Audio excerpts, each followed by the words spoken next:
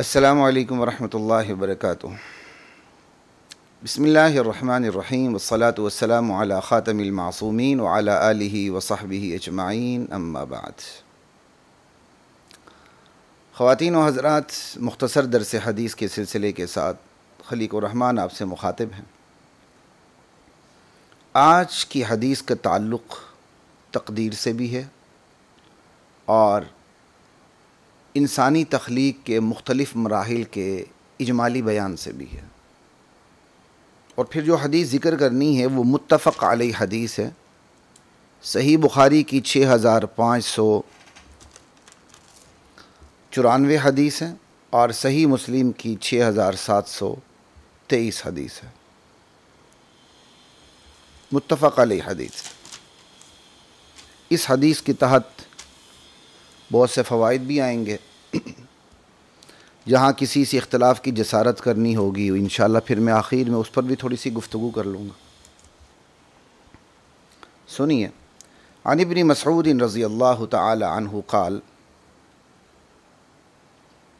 فقیہ امت ابن مسعود رضی اللہ تعالی عنہ فرماتے ہیں، حدثنا رسول اللہ صلی اللہ علیہ وسلم، رسول اللہ صلی اللہ علیہ وسلم نے ہمیں حدیث بیان فرمائی،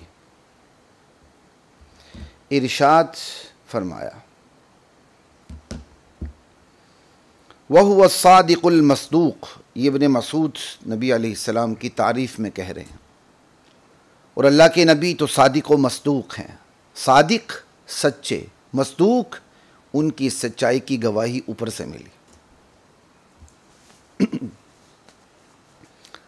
اللہ، جن کی صداقت کی تصدیق کی گئی من جانب اللہ، اور لوگوں نے بھی تصدیق کی۔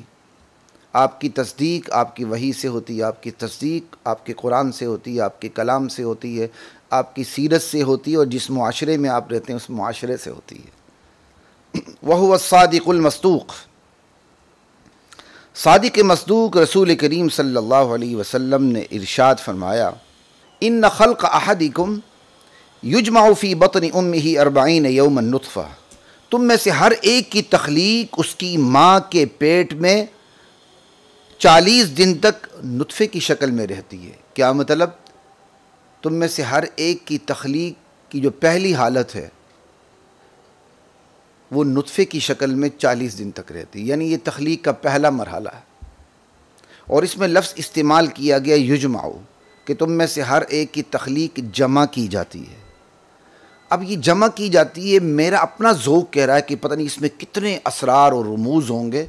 اللہ نے کبھی موقع دیا پھر کبھی بات ہوگی، لیکن ایک سر کی طرف اشارہ کر دیتا ہوں۔ اسرار و رموز میں ایک اہم ترین سر کی طرف اشارہ وہ یہ ہے کہ جمع کی جاتی ہے کا لفظ اس لیے استعمال ہوا کہ تخلیق میں 2 قطروں کا ملاپ ہوتا ہے، 2 گندے قطروں کا ملاپ، میاں کا بیوی کا، مرد کا اور عورت کا۔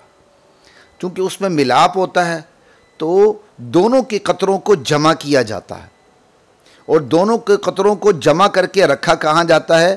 ماں کے پیٹ میں۔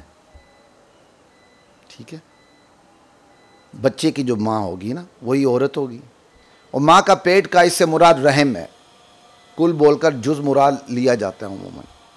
ٹھیک ہے جی، ماں کے پیٹ میں یہ تخلیق کا پہلا مرحلہ ہے۔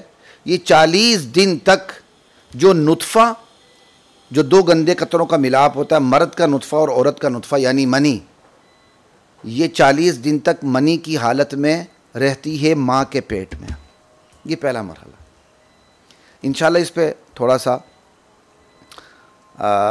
تھوڑی سی بات ہم آخر میں کریں گے، بہرحال ابھی اتنی ہی بات کافی ہے۔ ثم یکون علقۃ مثل ذلک، اللہ اکبر۔ پھر یہی نطفہ جو 40 دن تک نطفے کی شکل میں رہتا ہے، یہ منجمد خون، جمے ہوئے خون میں تبدیل ہو جاتا ہے۔ مثل ذالک یعنی مقدار ذالک الزمن، 40 دن تک نطفے کی حالت میں رہتا ہے تو 40 دن تک ہی یہی نطفہ جمے ہوئے خون میں تبدیل ہو جاتا ہے، اور جمے ہوئے خون میں تبدیل ہو کر 40 دن تک جمے ہوئے خون کی شکل میں، منجمد خون کی شکل میں یہ نطفہ رہتا ہے۔ 40 دن تک نطفے کی شکل میں، 40 دن کے بعد پھر اگلے 40 دن تک جمع ہوئے خون کی شکل میں یہ ماں کے رحم میں رہتا ہے۔ ثم یکون مضغۃ مثل ذلک، پھر یہی منجمد خون، جمع ہوا خون 40 دن تک، مثل ذالک وہی 40 دن تک، یہ تیسرا مرحلہ ہو گیا۔ یہ اللہ اکبر، مضغہ گوشت کے لوتھڑے کی صورت میں کی شکل میں رہتا ہے، یعنی سب سے پہلے 40 دن تک انسانی تخلیق کا پہلا مرحلہ یہ ہے کہ میاں بیوی دونوں کا نطفہ 40 دن تک ملاپ کی حالت میں مکسچر جب ہوتا ہے تو وہ نطفے کی شکل میں رہتا ہے۔ پھر دوسرے 40 دن میں وہی جمع و خون بن جاتا ہے، جمع و خون میں 40 دن تک رہتا ہے۔ پھر تیسری حالت میں گوشت کے لوتھڑے کی صورت میں 40 دن تک رہتا ہے، تو 120 دن مکمل ہو جاتے ہیں، ٹھیک ہے۔ ثم یکون مضغۃ مثل ذلک۔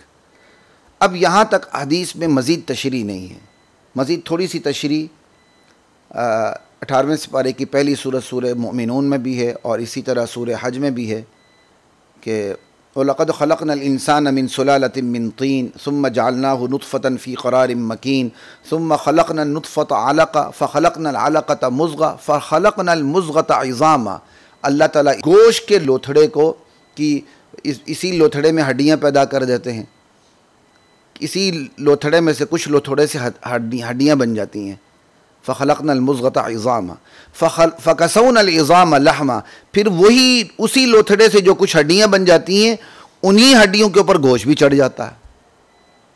پھر اس کی مزید تفصیل سورہ حج میں بھی ہے کہ ثُمَّ مِن مُضْغَةٍ مُخَلَّقَةٍ وَغَيْرِ مُخَلَّقَةٍ، گوشت کا لوتھڑا ہوتا ہے تو مخلقہ جس کے تمام اعضاء پھر ہڈیاں مکمل ہو جاتی ہیں، غیر مخلقہ وہ حالت جس میں ہڈیاں مکمل نہیں ہوتی، تام نہیں ہوتی، ٹھیک۔ بہرحال اس کی مزید تشریح ہے، اس کی ضرورت نہیں۔ ثم یبعث اللہ الیہ ملکا، پھر 120 دن بعد اللہ تعالیٰ اس بچے کی طرف، اللہ اکبر، فرشتے کو بھیج دیتے ہیں جس کے اندر جان پڑنی ہے، ٹھیک ہے۔ ثم یبعث اللہ الیہ ملکا، اللہ تعالیٰ فرشتے کو بھیج دیتے ہیں بِأَرْبَعِ کلمات، 4 کلمات کے ساتھ، 4 احکام کے ساتھ۔ کیا حکم؟ فَيَكْتُبُ عَمَلَهُ، وہ فرشتہ آ کے اس مستقبل میں پیدا ہونے والے بچے کے اعمال لکھ دیتا ہے کہ اس نے یہ اعمال کرنے ہیں، تمام اعمال اس نے زندگی میں جو کرنے، اپنی مرضی سے کرنے، مجبوراً کرنے، خوشی سے کرنے، ناخوشی سے کرنے ہیں، نیکی کرنی ہے، بدی کرنی ہے، سب کچھ لکھ دیا جاتا ہے۔ فَيَكْتُبُ عَمَلَهُ وَأَجَلَهُ، اس کی موت بھی لکھ دی جاتی ہے کہ اس کی موت کب آنی، عمر کتنی پائے گا۔ اور تیسری بات وَرِزْقَهُ، اس کا رزق بھی لکھ دیا جاتا ہے کہ اس کو رزق کتنا ملنا ہے، انشاءاللہ ان کی تشریح بعد میں ہوگی۔ 4 احکام اس کے متعلق لکھ دیے جاتے ہیں۔ وَشَقِيٌّ أَوْ سَعِيدٌ، اور یہ بھی لکھ دیا جاتا ہے کہ یہ مستقبل میں جا کر یہ بدبخت ہوگا یا نیک بخت ہوگا۔ پھر اس کے بعد ثُمَّ يَنْفَخُ فِيهِ الرُّوحُ، وہ فرشتہ یہ 4 باتیں لکھنے کے بعد اس کے اندر من جانب اللہ انسانی روح پھونک دیتا ہے۔ فَوَالَّذِي لَا إِلَٰهَ غَيْرُهُ، اس ذات کی قسم جس کے سوا کوئی الہ، معبود، مشکل کشا، حاجت روا، خالق، مالک نہیں ہے، کوئی سسٹینر، پرووائڈر اس کے سوا کوئی نہیں ہے، اس ذات کی قسم۔ إِنَّ أَحَدَكُمْ لَيَعْمَلُ بِعَمَلِ أَهْلِ الْجَنَّةِ، تم میں سے ایک شخص اعمال بجا لاتا ہے، جنت والے اعمال کرتا رہتا ہے حتیٰ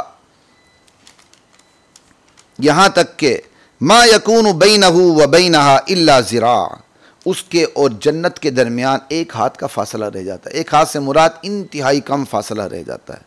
فیسبق علیہ الکتاب، پھر تقدیر کا لکھا اس پر غالب آ جاتا ہے۔ پھر فیعمل بعمل اہل النار، پھر وہ جہنمیوں کے اعمال شروع کر دیتا ہے۔ اللہ اکبر، پہلے تو وہ نیک اعمال کر رہا تھا، بالکل جنت کے قریب آ چکا تھا، اور پھر وہ تقدیر کا لکھا سبقت کر جاتا ہے، اور پھر کیا کہتے ہیں وہ جہنمیوں کے اعمال کرتا ہے۔ فیدخلوہا، پھر وہ جہنم میں پہنچ جاتا ہے۔ یوں وَإِنَّ أَحَدَكُمْ لَيَعْمَلُ بِعَمَلِ أَهْلِ النَّارِ، اور ایسا بھی ہوتا ہے کہ تم میں سے ایک شخص جہنمیوں والے اعمال کرتا ہے ساری زندگی، یہاں تک کہ حتی ما یکون بینہ و بینہا الا ذراع، اس کے اور جہنم کے درمیان ایک ہاتھ کا فاصلہ رہ جاتا ہے، یعنی بہت کم فاصلہ رہ جاتا ہے۔ فیسبق علیہ الکتاب، پھر نوشتے تقدیر آگے آ جاتا ہے، تقدیر کا لکھا آگے آ جاتا ہے۔ فیعمل بعمل اہل الجنہ، پھر وہ جنت والے لوگوں کے اعمال شروع کر دیتا ہے، یوں پھر وہ فیدخلھا، جنت میں داخل ہو جاتا ہے۔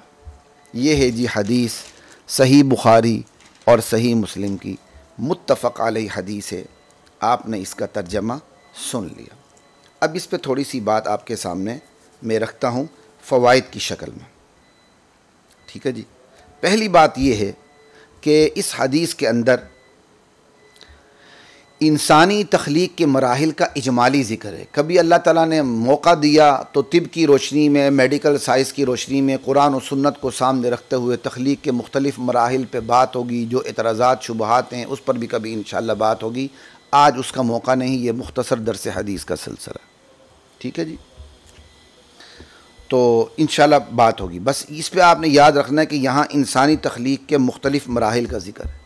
اس سے پہلے جو ہم نے حدیث ذکر کی اس میں لکھا ہوا تھا کہ آسمان و زمین کی تخلیق سے 50,000 سال قبل اللہ نے مخلوق کی تقدیر لکھ دی تھی، جبکہ اس حدیث میں تو ہے کہ بچہ جب ماں کے پیٹ میں ہوتا ہے، ابھی اس کی روح پھونکی نہیں جاتی، تو اس کی تقدیر لے کے فرشتہ پہنچ جاتا ہے، اور پھر اس کے اعمال، اس کی موت، اس کا رزق اور اس کا بدبخت نیک ہونا لکھ دیا جاتا ہے۔ کیا مطلب ہے بھائی؟ مطلب بالکل واضح ہے، دونوں حدیثوں میں کوئی تصادم اور تعارض اور تضاد نہیں ہے۔ وہ تمام مخلوقات کی تقدیر کا عمومی ذکر تھا، یہ مخلوقات میں سے ہر فرد انسانی کی تقدیر کا خصوصیت سے ذکر ہے۔ اللہ نے اپنا شاہانہ انداز اختیار کرتے ہوئے اللہ تعالیٰ نے اسی تقدیر میں جو تمام مخلوقات کی تقدیر اللہ تعالیٰ نے پہلے سے لکھ دی ہے، معین کر دی ہے، طے کر دی ہے، اللہ تعالیٰ اسی تقدیر میں سے وہ تقدیر جو خاص ایک مخصوص انسان کے ساتھ وابستہ ہے، اسی تقدیر کا وہ حصہ اللہ تعالیٰ اس کی روح پھونکنے سے پہلے یہاں فرشتے کے ہاتھ دوبارہ لکھوا دیتے ہیں۔ یہ انسان کے ساتھ چشمہ ہو جاتا ہے، یہ دوبارہ ایک الگ سے، ہر انسان کی الگ سے تقدیر اس کی پیدائش سے پہلے دوبارہ ایک ریکارڈ میں آ جاتی ہے۔ یہ تقدیر کی اہمیت اور عظمت کی طرف اس کا اشارہ ہے کہ اللہ کے ہاں تقدیر کی کتنی اہمیت ہے اور تقدیر کی کتنی عظمت ہے۔ ایک عمومی تقدیر، پھر ہر انسان کی خصوصی تقدیر، وہ الگ سے جو عمومی تقدیر کے اندر موجود ہوتی ہے دوبارہ سے لکھ دی جاتی ہے۔ اس لیے دونوں حدیثوں میں کوئی تضاد نہیں۔ ایک بات ہوگی۔ اگلی بات یہ ہے کہ آپ نے اس حدیث میں یہ بات سن لی کہ ایک انسان پوری زندگی نیک اعمال کرتا ہے، آخر میں پہنچ کر بالکل پھر کافر ہو جاتا ہے اور پھر جہنم میں داخل ہو جاتا ہے۔ تو اس کا مطلب کیا ہوا؟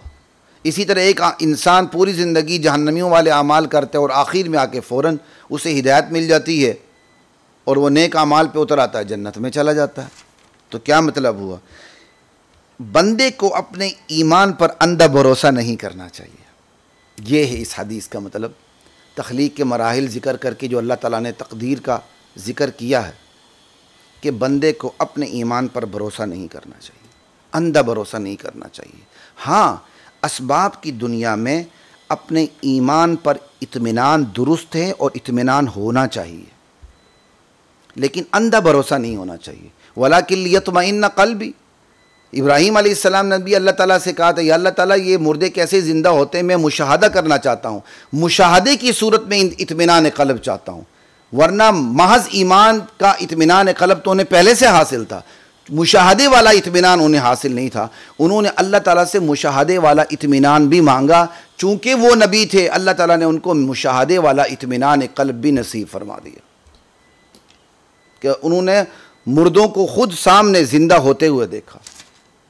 ٹھیک ہے، تو اطمینان قلب اسباب کی دنیا میں یہ ہونا چاہیے، لیکن اپنے ایمان پر ایسا اندھا بھروسہ نہیں ہونا چاہیے کہ بھائی میں تو مومن ہوں، میں کبھی گمراہ نہیں ہو سکتا، اور بندہ سر پہ دوڑتا چلا جائے اور ایک وقت آ جائے کہ اچانک ایمان اس کے اندر سے نکل جائے۔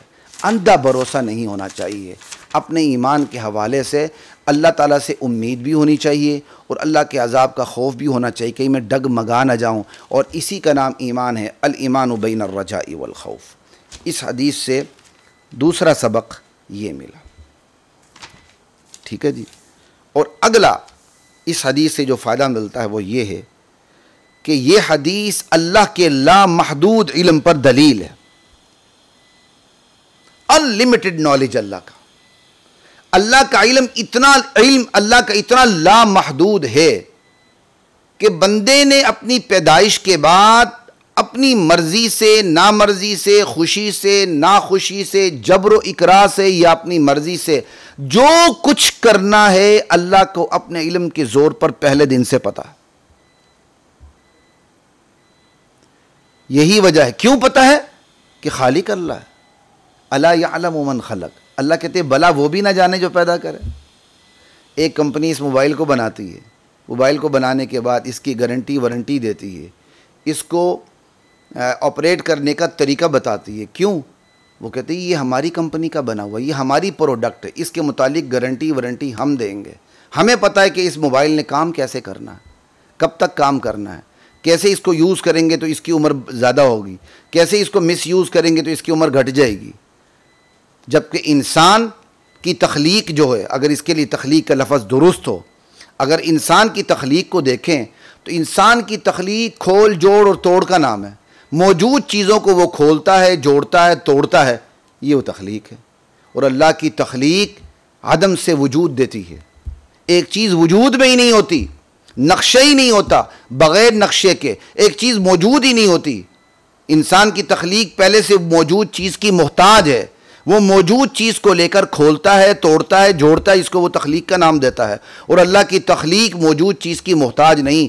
ایک چیز سرے سے موجود ہی نہیں ہوتی، اللہ تعالیٰ اس کو براہ راست وجود دیتے ہیں یا اس کا مادہ پیدا کر دیتے ہیں، پھر اس مادے کو تخلیق کے مختلف مراحل سے گزارتے گزارتے اس کو مکمل وجود دے دیتے ہیں. جیسے انسان کا مادہ نطفے سے شروع ہوتا ہے، نطفے سے پہلے مٹی سے شروع ہوتا ہے، اور مٹی کو دیکھیں تو زمین ہے، زمین کی مٹی وہ کیسے وجود میں آئی. اب انسان کا مرحلہ کہاں سے شروع ہوا؟ پھر جب وہ نطفے سے شروع ہوتا ہے تو کیا ہے؟ بندہ رزق کھاتا ہے، رزق سے اس کے اندر منی بنتی ہے، پھر وہ منی اس کے جسم کا حصہ ہوتی ہے. پھر ایک اور مخلوق ہے، عورت ہے، ٹھیک ہے، جن سے پھر اس کے اندر بھی منی بنتی ہے. دو منیوں کا ملاپ ہوتا ہے، تخلیق کا مرحلہ شروع ہوتا ہے. اللہ تعالیٰ ایک وہ چیز جو ناقابل ذکر ہوتی ہے اس کو تخلیق کے مختلف مراحل سے گزارتے گزارتے ایک ثبوتہ انسان سامنے لے آتے ہیں. تو اللہ تعالیٰ جو تخلیق کے مختلف مراحل سے گزارتے ہیں اور عدم سے وجود دیتے ہیں، تو اللہ کو پتہ نہیں ہوگا کہ میں نے جو چیز بنائی ہے، تخلیق کی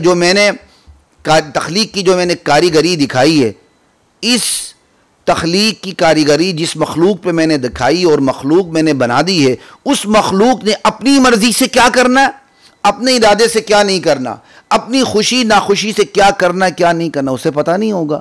انسان محدود علم ہوتے ہوئے سے بہت کچھ پتہ ہوتا ہے، چونکہ تخلیق کے چند مراحل سے وہ بھی گزارتا ہے چیزوں کو.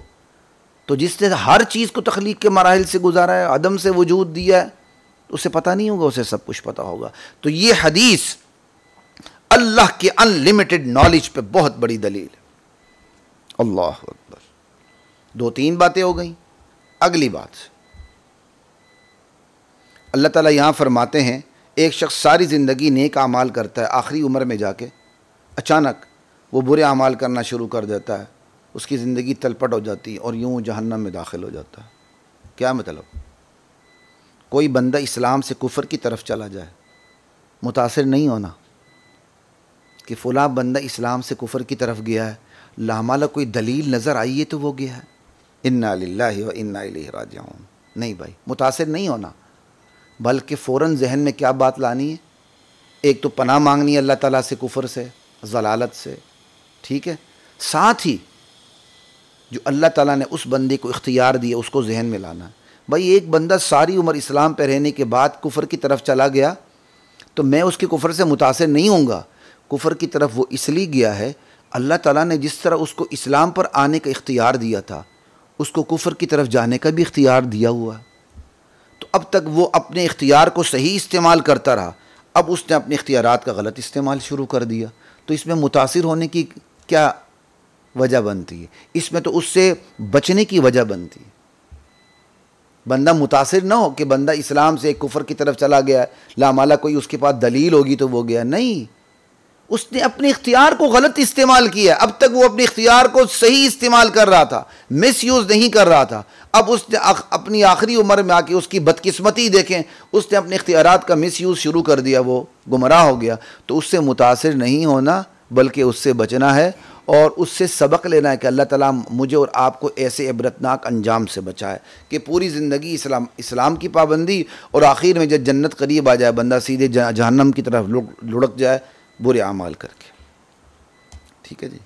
اسی طرح ایک کافر پوری زندگی کفر پر رہتا ہے، ٹھیک ہے، اب وہ ابھی اس کی زندگی باقی ہے، تو کسی کافر کو کفر پر موجود ہے، جیسے آج کل کے مودی کو لے لیں، ٹرمپ شرم کو لے لیں، نیتن یاہو کو لے لیں، ٹھیک ہے، چاہے ان کے جتنے بھی مظالم ہیں، ان کو اسلام سے ہمیشہ کے لیے محروم سمجھنا غلط ہے، اور ان کے اسلام لانے سے مایوس ہونا غلط ہے، اور ان کو اسلام کی دعوت ترک کر دینا درست نہیں۔ ہاں، جب دو بدو جنگ ہو جائے پھر تو دعوت نہیں ہوگی نا، پھر تو جنگ ہی ہوگی، ٹھیک ہے، لیکن ایک کافر ہے، وہ کفر کی حالت میں چلا جا رہا ہے، اس کو ہمیشہ کے لیے اسلام سے محروم سمجھنا، اس کے اسلام سے مایوس ہونا، اور اس کو دعوت اسلام کیا کہتے ہیں ترک کر دینا، یہ کسی صورت بھی درست نہیں ہے۔ کیوں؟ اب تک وہ کافر اپنے اختیارات کا غلط استعمال کرتا جا رہا ہے، عین ممکن ہے کہ موت سے پہلے وہ اپنے اختیارات کا درست استعمال شروع کر دے، مسلمان ہو جائے اور سیدھے جنت میں پہنچ جائے۔ ٹھیک ہے، یہ ہیں وہ حدیث کے فوائد، ٹھیک ہے، جو اللہ تعالیٰ نے میرے دل میں القاء کیے، میں آپ کو بتا رہا ہوں۔ ٹھیک ہے، اگلا فائدہ اس حدیث سے یہ بھی پتہ چلتا ہے کہ اہل ایمان کو اپنے ایمان پر تکبر نہیں کرنا چاہیے۔ ایک انسان سٹ پٹ دوڑ رہا ہے اور ایمان کی حالت میں کمال کی بات ہے، لیکن تکبر روا نہیں۔ تکبر عزازیل را خار کرد، بزندان لعنت گرفتار کرد۔ تکبر نے تو عزازیل جیسے عظیم ترین انسان کو بھی ذلیل کر کے ابلیس بنا دیا۔ کتنا بندہ، عزازیل کتنا نیک انسان تھا، لیکن تکبر اس کو لے بیٹھا، اسی تکبر کی وجہ سے اس نے کفر کر لیا۔ اس لیے اہل ایمان کو اپنے ایمان پر تکبر نہیں کرنا چاہیے، یہ نہ ہو کہ اس کا تکبر اسے کفر کی طرف لے جائے۔ آپ دیکھیں بہت سے لوگ ہوتے ہیں، تھوڑی سی ان کو قرآن و حدیث کی شد بد شروع ہو جاتی ہے تو وہ تکبر میں آ جاتے ہیں، پھر وہ کسی سے استفادہ نہیں کرتے، وہ پھر اپنی ہی سمجھ کو اور قرآن و سنت کے اپنے ذاتی فہم کو یوں ترجیح دیتے ہیں کہ 1400 سال کا جو امت کا فہم ہے، اسلاف کا فہم ہے، اس کو نظر انداز کر دیتے ہیں، ان کے اندر علمی تکبر آتا ہے، پھر وہ حدیث کا انکار کر دیتے ہیں، یعنی وہ اتفاقی مسائل کا انکار کرتے ہوئے یا کافر ہو جاتے ہیں یا ظالم مضل گمراہ ہو جاتے ہیں۔ اس لیے اہل ایمان کو اپنے ایمان پر تکبر نہیں کرنا چاہیے۔ ہاں، اہل ایمان کو اپنے ایمان پر شکر کرنا چاہیے، ہمیشہ اپنے ایمان کی فکر کرنی چاہیے، ہمیشہ اعمال میں رہنا چاہیے، ہمیشہ ایمانی ماحول میں رہنا چاہیے، اور برے ماحول سے، شیطانی ماحول سے اور دار الکفر سے پرہیز کرنا چاہیے۔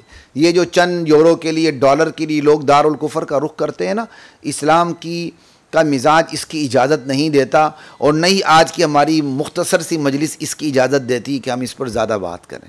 اللہ تعالیٰ نے موقع دیا کبھی بات کریں گے، غالباً میں جمعے میں کافی عرصہ پہلے اس پہ بات کر چکا ہوں۔ بہرحال تو اہل ایمان کو تکبر نہیں کرنا چاہیے، بلکہ ایمان کی فکر کرنی چاہیے، ایمان کے ماحول میں رہنا چاہیے، دار الکفر سے پرہیز کرنی چاہیے اور برے ماحول سے پرہیز کرنا چاہیے۔ اگلی بات، ایک اور فائدہ اس حدیث سے یہ معلوم ہوا کہ انما الاعمال بالخواتیم، کہ اعمال کا دار و مدار خاتمے پر ہے۔ حدیث میں ہے کہ ایک بندہ پوری زندگی برے اعمال کرتا ہے، پھر اچانک اسے نیک اعمال کی توفیق ملتی، جنت پہنچ جاتا۔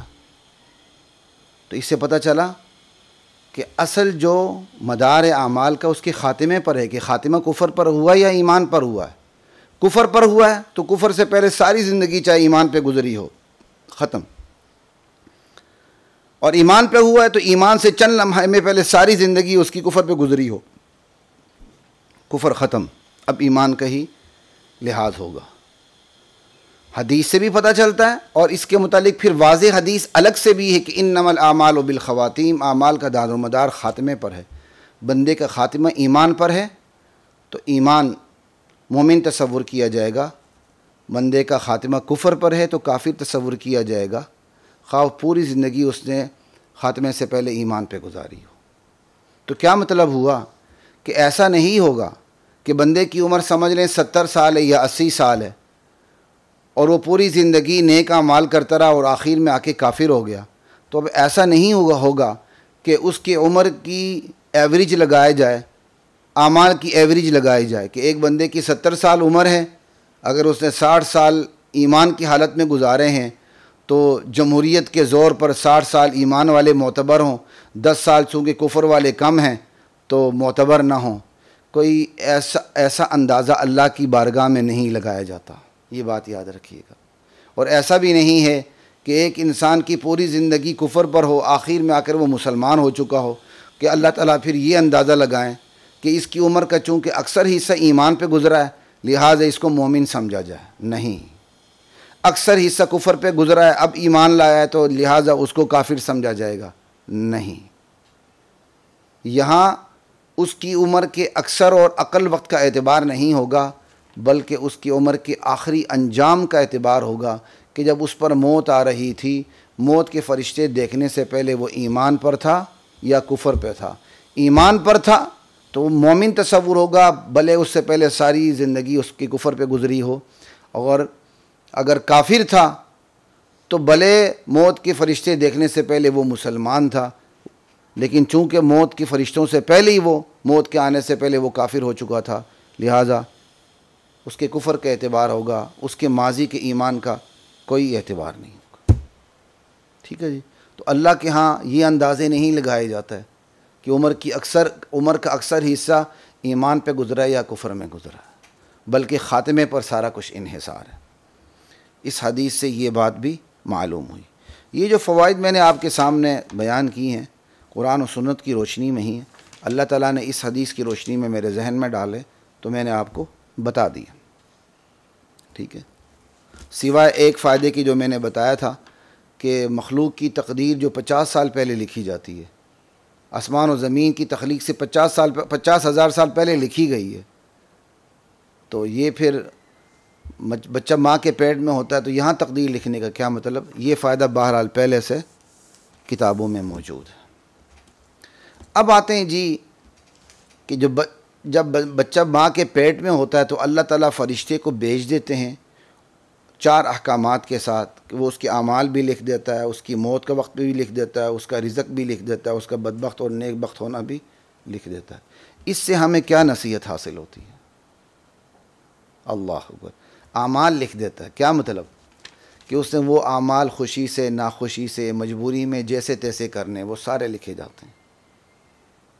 یہ نہیں ہے کہ وہ اعمال جو لکھے جاتے ہیں وہ کرنے پر مجبور ہوتا ہے، نہیں، جو اس نے خود کرنے ہیں اپنی مرضی سے یا اپنی نامرضی سے، اپنی خوشی سے یا ناخوشی سے، وہ لکھے جاتے ہیں۔ اس سے بندہ کیا کہتے ہیں ایمان کے حوالے سے مجبور نہیں ہوتا کہ چونکہ لکھا گیا تو میں نے یہ کرنا ہے۔ اس پر ہم پہلے ہی تفصیل سے بات کر چکے ہیں کہ استاد کو اپنے شاگرد کے بارے میں پہلے سے علم ہو جاتا ہے کہ اس نے 0 لینے ہیں، تو استاد کے علم سے شاگرد یہ اعتراض نہیں کر سکتا کہ سر آپ کو پہلے سے پتہ ہے کہ میں نے 0 لینے ہیں تو میں نے امتحان میں 0 لے لی ہیں تو میرا کیا قصور ہے۔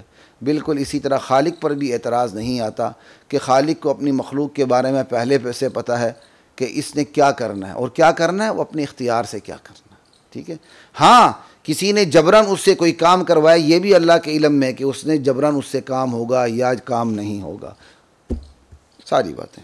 تو اعمال کے حوالے سے ایک بات یہ ذہن میں رکھ لیجیے گا، اور دوسری بات اس کی موت لکھ دی جاتی ہے کہ اس کی موت کب آنی ہے۔ اب اس میں بھی بڑی تفصیل ہے، صلہ رحمی سے زندگی بڑھ جاتی ہے، کوانٹٹی میں بھی بڑھ جاتی ہے، کوالٹی میں بھی بڑھ جاتی ہے، اللہ کو پتہ ہے کہ اس نے صلہ رحمی کرنی تو میں نے اس کی عمر میں اضافہ کرنا ہے، صلہ رحمی نہیں کرنی تو میں نے اس کی عمر میں اضافہ نہیں کرنا۔ صلہ رحمی کے باوجود بھی اللہ تعالیٰ چاہے تو عمر میں اضافہ نہ کرے، اس کی مرضی، لیکن اللہ تعالیٰ نے کہہ دیا ہے کہ جو بندہ اپنی عمر میں اضافہ چاہتا ہے، رزق میں برکت چاہتا ہے، وہ صلہ رحمی کرے، ٹھیک ہے۔ تو اس کی موت کا وقت مقرر ہے۔ جب اس کی موت کا وقت مقرر ہے اللہ کے ہاں، تو پھر بندے کو بہرحال اسلام پہ ثابت قدمی نصیب ہو، اللہ تعالیٰ نصیب فرمائے کہ اسلام سے ہٹنے سے اس کی موت دیر سے نہیں آئے گی، اور اسلام پہ قائم رہنے سے اس کی موت جو ہے وہ جلدی نہیں آئے گی۔ اس لہٰذا حق سچ پر بندے کو مرنا چاہیے، یہ نہیں کہ حق سچ سے پیچھے ہٹ جائے تو اس کو زندگی کے 2 دن اور مل جائیں، ایسا نہیں ہو سکتا۔ تیسری بات، اس کا رزق لکھ دیا جاتا ہے۔ تو پھر جب اس کا رزق لکھ دیا جائے تو اب بندہ محنت کیوں کرے؟ بھائی اس کا مطلب یہ کہ اس کا رزق لکھ دیا جاتا ہے، کیا مطلب؟ اللہ کو پتہ ہے کہ اس سے اپنی رزق کی تلاش میں یہ محنت کرنی ہے، یہ محنت نہیں کرنی، یہ محنت کرے گا تو میں یہ اجر دوں گا، یہ محنت کرے گا تو میں یہ صلہ دوں گا۔ اللہ کو پہلے سے یہ بات معلوم ہے کہ اس نے کون سی محنت کرنی ہے، اپنے اختیار پر، پھر میں نے اس پر اس کو رزق کیا دینا ہے، اپنے ارادے سے اس کا رزق اللہ تعالیٰ لکھ دیتے ہیں۔ اور پھر اس حوالے سے ایک اور بات بھی یاد رکھیے، رزق تو اللہ تعالیٰ نے مقرر کر دی ہے، جو ملنا ہے اس کو ملنا ہے۔ بندے کی آزمائش یہ ہے کہ جو اللہ تعالیٰ نے رزق لکھ دیا ہے وہ حلال طریقے سے لیتا ہے یا حرام طریقے سے لیتا ہے۔ حلال طریقے پہ جاتا ہے، دیر سویر ہو جاتی ہے، اور بندہ آزمائش میں ڈاواں ڈول ہو جاتا ہے، پھر حرام طریقے سے جلدی لینے کی کوشش کرتا ہے، یہیں وہ مار کھا جاتا ہے۔ رزق مقرر ہے، آزمائش یہ ہے اس رزق کو حلال طریقے سے لینا یا حرام طریقے سے لینا۔ حلال طریقے سے لے گا بندہ کامیاب ہوگا، حرام طریقے سے لے گا بندہ ناکام ہوگا۔ چوتھی بات، اس کی بدبختی اور نیک بختی لکھ دی جاتی ہے کہ اس نے اپنے اختیار سے بدبختی والے اعمال کرنے ہیں، اس نے اپنے اختیار سے نیک بختی والے اعمال کرنے ہیں، یہ سارا لکھ دیا جاتا ہے۔ اللہ اپنے علم کے زور پر لکھ دیتے ہیں، ٹھیک ہے۔ اس پر کافی شافی پہلی بات ہو چکی ہے، مزید بات کی کوئی گنجائش نہیں۔ اور آخری بات، آخری سے پہلی بات، چلیں وہ میں آخری سے پہلی بات پہلے کر دیتا ہوں کہ اس پوری حدیث سے پتہ چلا مرنے کے بعد جی اٹھنا برحق ہے۔ اللہ تعالیٰ جس مخلوق کو تخلیق کے ایسے مراحل سے گزارتے ہیں کہ وہ پہلے کچھ بھی نہیں ہوتا، وہ فضاؤں میں ہوتا ہے اور زمین کی مٹی میں ہوتا ہے، پھر وہ ماں باپ کی غذا کا حصہ بنتا ہے، جوہر بنتا ہے، منی بنتا ہے، پھر 2 منی کے قطروں کا ملاپ ہوتا ہے، پھر وہ تخلیق کے مختلف وقد خلقکم اطوارا، تخلیق کے مختلف مراحل سے گزرتے ہوئے چنگا بلا انسان بن کے آ جاتا ہے سامنے۔ تو جو اللہ اس پر قادر ہے کہ ایک معدوم کو وجود دے دے اور تخلیق کی یوں ان مراحل سے گزارتے ہوئے اللہ تعالیٰ ایک بہترین انسان کی تخلیق کر دیں، تو وہ اللہ تعالیٰ اس پر بھی قادر ہے کہ وہ دوبارہ پیدا کرے۔ تو اس نے جو جنت میں جانا ہے، جہنم میں جانا ہے، وہ دوبارہ پیدا کیے جانے کے بعد جانا ہے۔ تو اس حدیث سے یہ بھی پتہ چلا کہ اللہ تعالیٰ بعث بعد الموت پر قادر ہے کہ اللہ تعالیٰ بندے کو موت کے بعد دوبارہ زندگی دے گا۔ یہ حقیقت بھی سامنے آ گئی۔ جب بندے کی دل میں یہ حقیقت پیوست ہو کہ میں نے مرنے کے بعد زندہ ہونا ہے، اور یہ اس ہستی نے وعدہ کیا جس نے مجھے پہلی مرتبہ تخلیق کے ان مراحل سے گزار کے پیدا کیا ہے، تو وہ ضرور اس کے یقین بنے گا کہ میں مرنے کے بعد بھی جی اٹھوں گا۔ تو پھر اس کے اندر جواب دہی کا احساس پیدا ہوگا، پھر وہ زندگی کے سفر میں ڈی ٹریک نہیں ہوگا، صحیح سمت میں چلتا چلا جائے گا اور بالآخر جنت میں داخل ہو جائے گا۔ آخری بات جو میں آپ سے کرنے لگا ہوں وہ ہے اختلاف کی جسارت، مولانا منظور نعمانی رحمہ اللہ سے اور حضرت شاہ ولی اللہ رحمہ اللہ سے۔ مولانا منظور نعمانی رحمہ اللہ نے معارف الحدیث کتاب الایمان میں یہ جو میں نے حدیث پڑھی ہے اس کو لکھا ہے، اور لکھنے کے بعد جو یہ تخلیق کے 3 مراحل ہیں، نطفہ، علقہ، مضغہ، اس پر بات کرتے ہوئے جو تخلیق کا پہلا مرحلہ ہے کہ 40 دن تک بندہ نطفے کی شکل میں رہتا ہے، منی کی شکل میں رہتا ہے۔ اس میں مولانا منظور نعمانی رحمہ اللہ نے معارف القرآن کے اندر لکھا ہے ترجمے میں کہ ہر ایک کا مادہ تخلیق اپنی ماں کے پیٹ میں 40 روز تک نطفے کی شکل میں جمع رہتا ہے، اور بریکٹ میں مولانا لکھتے ہیں یعنی پہلے چلے میں کوئی غیر معمولی تغیر نہیں ہوتا، صرف خون میں کچھ غلظت آ جاتی ہے یعنی ٹھوس پنا پیدا ہوتا ہے، اسی کو نطفہ کہا گیا۔ ذرا تھوڑا سا غور کیجیے گا، صرف خون میں کچھ تھوڑا سا ٹھوس پنا آ جاتا ہے خون میں، یہ لفظ خون پہ آپ نے توجہ دینی ہے، ٹھیک ہے، کہ مادہ تخلیق میں ماں کے پیٹ میں 40 روز تک نطفے کی شکل میں رہتا ہے، حدیث میں ہے، اور بریکٹ میں حضرت کہتے ہیں کہ پہلے 40 دن میں کوئی غیر معمولی تغیر نہیں ہوتا، خون میں تھوڑی سی غلظت یعنی ٹھوس پنا آ جاتا ہے، اسی کو نطفہ کہتے ہیں۔ بھائی خون میں ٹھوس پنا آ جائے تو اس کو نطفہ کیسے کہا جاتا ہے؟ وہ تو نطفے میں ٹھوس پنا آنا چاہیے، خون تو اس کے بعد کی باری ہے۔ یہ مولانا نے بریکٹ میں لکھا ہے، اور بریکٹ میں باقاعدہ ریفرنس بھی دیا ہے، اور ریفرنس دیا ہے شاہ ولی اللہ کی حجت اللہ البالغہ کا، جس میں میں عربی عبارت پڑھ دیتا ہوں۔ مولانا نے حجت اللہ البالغہ کی یہ عبارت لکھی ہے، وَيُسَمَّى مَا لَمْ يَتَغَيَّرْ مِنْ صُورَةِ الدَّمِ تَغَيُّرًا فَاحِشًا نُطْفَةً، کہ کیا کہتے ہیں، خون کی صورت میں کوئی تغیر فاحش ابھی پیدا نہیں ہوتا، تو کیا کہتے ہیں، خون کی صورت میں جو تغیر یعنی فاحش تغیر کی وہ کوئی اور چیز بن جائے، خون کی صورت میں زیادہ تغیر نہیں آتا، ٹھیک ہے، تو خون کی صورت میں زیادہ تغیر نہ آنے کو، تغیر فاحش نہ آنے کو نطفہ کہا گیا ہے۔ میرے خیال میں حجت اللہ البالغہ میں یا کسی کتابت والے نے غلطی کی ہے، یا خود حجت اللہ البالغہ لکھتے ہوئے حضرت شاہ ولی اللہ سے غلطی ہوئی ہے کہ انہوں نے ما لم یتغیر من صورت الدم لکھا ہے، کہ خون کی صورت میں کوئی خاص تغیر نہیں آتا، تو خون کی صورت میں خاص تغیر نہ آنے کو نطفہ کہا گیا ہے۔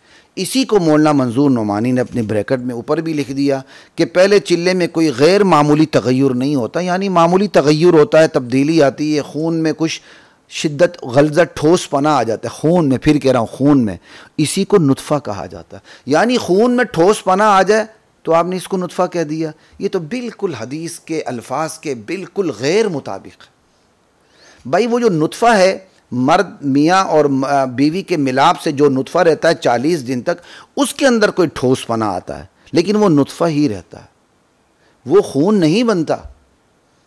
جبکہ مولانا منظور نعمانی نے مولانا حضرت شاہ ولی اللہ کی تقلید میں یہ کہہ دیا کہ وہ خون میں کچھ ٹھوس پنا آ جاتا ہے جس کو نطفہ کہا جاتا ہے، حالانکہ خون میں ٹھوس پنا نہیں آتا، ابھی تو وہ خون بنا ہی نہیں ہوتا، ٹھوس پنا کہاں سے آئے گا؟